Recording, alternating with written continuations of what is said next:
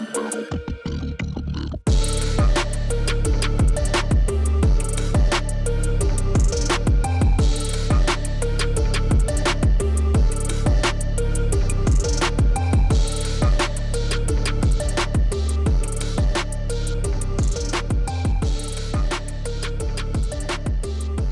49 years old, and I'd say that I kind of fell in love with martial arts when I was 4 or 5 years old, growing up in New York City. See, back in the day, Saturdays at 3 p.m., Channel 5 was Kung Fu Saturdays. This is the 5 Deadly Venoms. It was Shaolin versus Wu-Tang Clan. It was Jackie Chan. It was Sonny Chiba. Like, I grew up in a very violent, very poor, very stressful environment.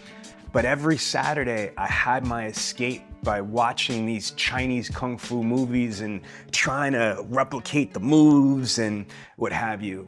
So I was very young. So we're talking about over, 44 years ago, I started my passion into martial arts. And then I don't have a relationship with my father at all, but what little I do remember about him, he was into martial arts. I think he was a purple belt. He loved nunchucks. So I got really kind of turned on to nunchucks, watching my dad in our apartment back in the day, throwing the nunchucks around. I actually started studying martial arts officially probably when I was about in 1st or 2nd grade. I studied, like a lot of people, karate, but then after a couple years, I got into Kempo. I also studied weapons.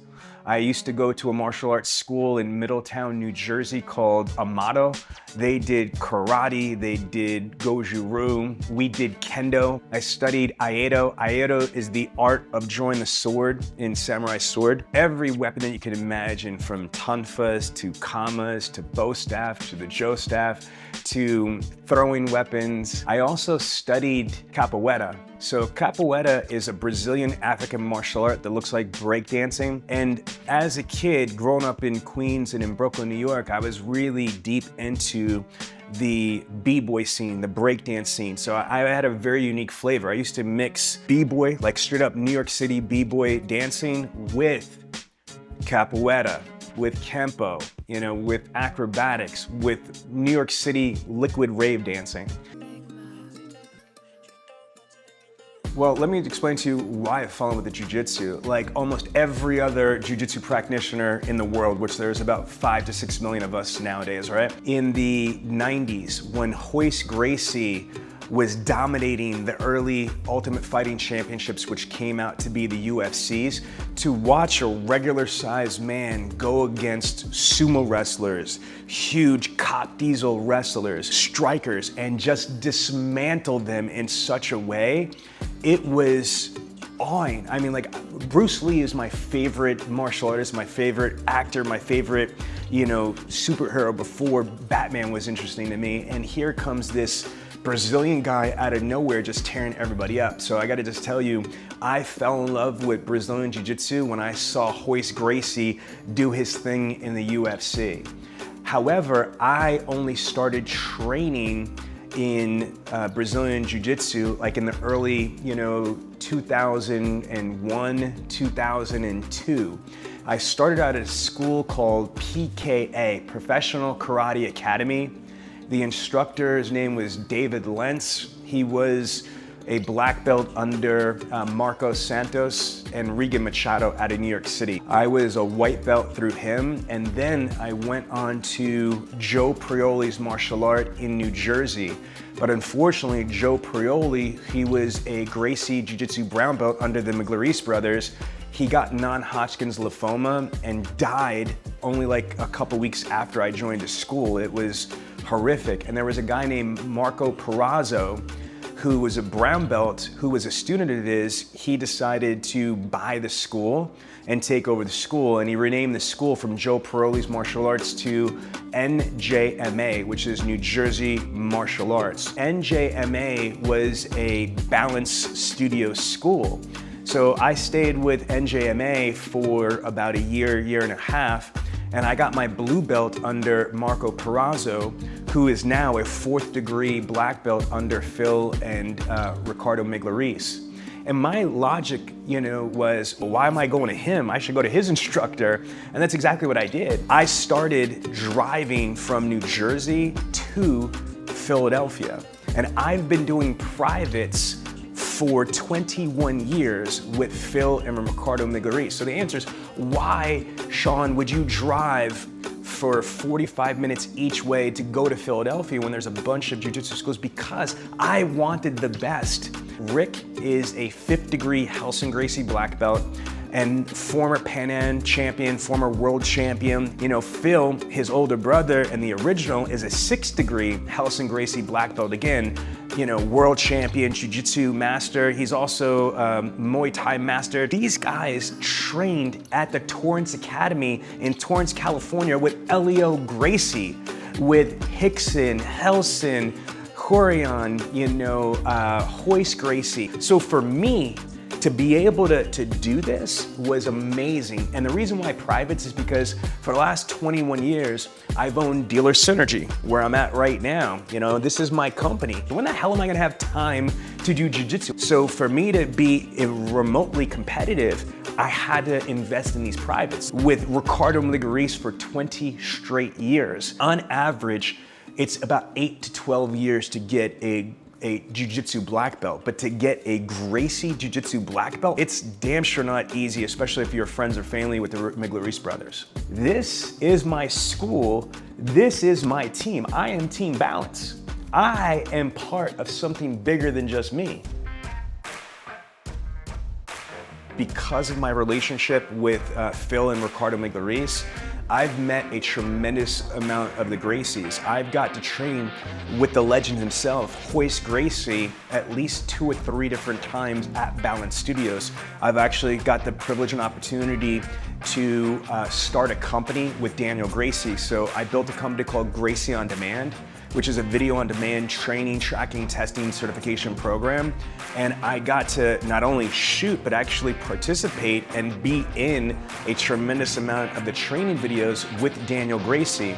And because I owned a company with Daniel Gracie, I got a chance to meet, interview, and train with Renzo Gracie, Heihan Gracie, obviously Helson Gracie. In addition to all the Gracies, I got a chance to train with a tremendous amount of actual UFC fighters. Pat Sabatini, Joe Pyfer, Frankie Edgar, Jonathan Webb, Pat Miletich, Tim Sylvia, Jens Pulver, UFC coach Steve Rusk, UFC coach Cody Hamara. One of my also favorite black belts is a gentleman named Anthony Terrell. Anthony Terrell is a former professional fighter with the CFFC. He's a Daniel Gracie black belt, and he is the owner of Art of Movement, Brazilian Jiu-Jitsu and MMA in Medford, New Jersey. Not only did I get a chance to train with him, but I have been his head kids instructor for 2.5 years. Jiu-Jitsu to me is the realest form of combat sports. Listen, I respect all martial arts. I'm truly a mixed martial artist and diversified where I come from. When you practice jiu-jitsu, you're practicing at full velocity, full speed, full aggression. So I think that the training in jiu-jitsu is more realistic. Jiu-jitsu is a grappling art. 90% of all fights are gonna wind up on the ground. The other thing is I'm only 5'5".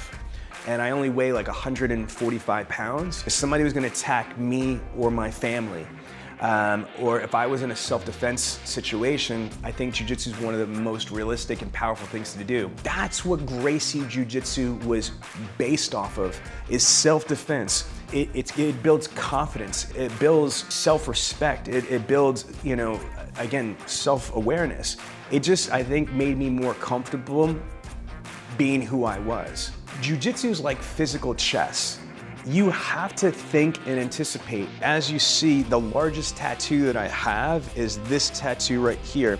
It is a black chess piece, a king of chess with a Gracie Jiu-Jitsu black belt with the orange balanced triangle right here. So I have the Gracie Jiu-Jitsu black belt wrapped around the black king chess piece here. Why? Every day I woke up, I have to see the Gracie Jiu-Jitsu black belt on my arm.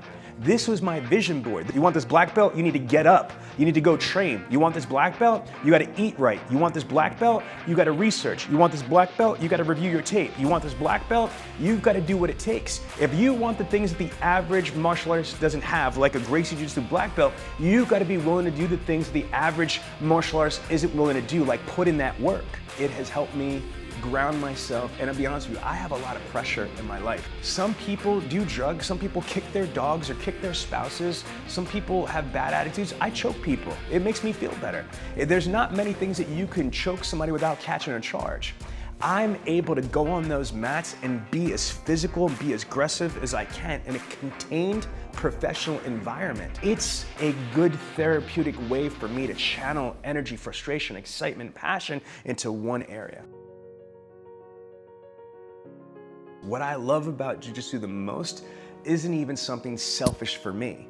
What I love about Jiu-Jitsu the most is the fact that my family is so involved in this. My daughter, Kalina, she's 24 years old.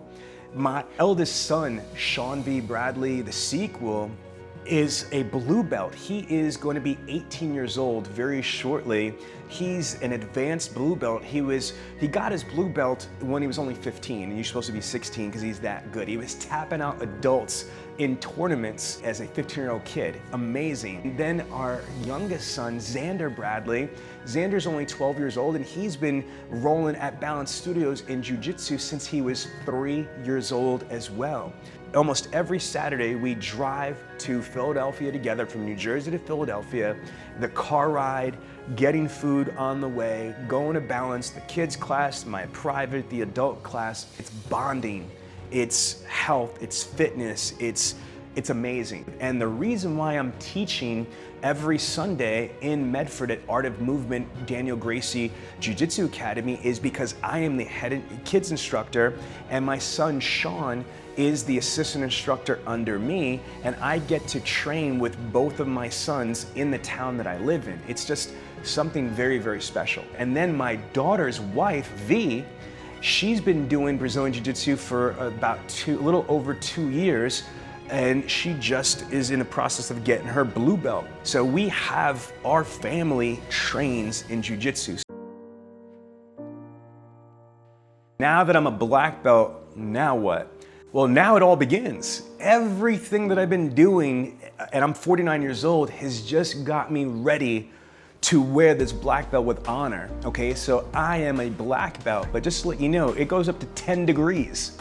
And I am not even eligible for my first degree until another 3 years. I've got to continue in practicing, training, and evolving and teaching. As a black belt, my only mission is to carry this black belt with honor and respect.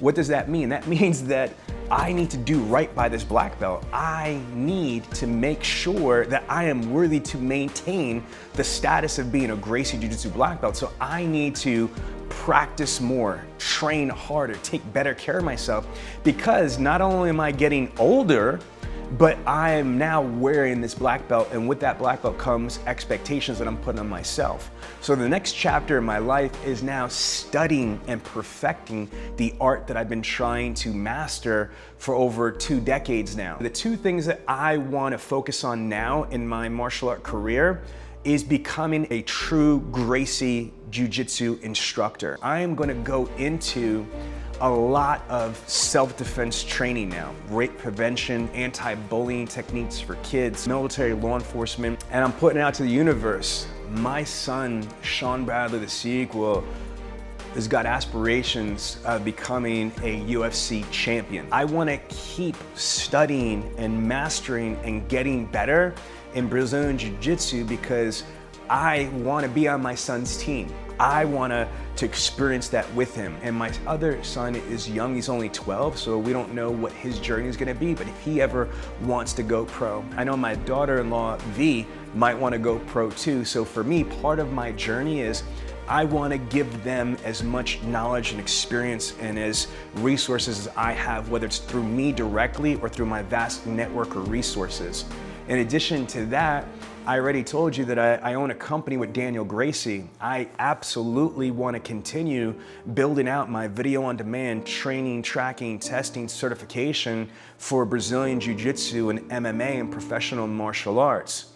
Eventually, I'm very close with the owners of the Balance brand.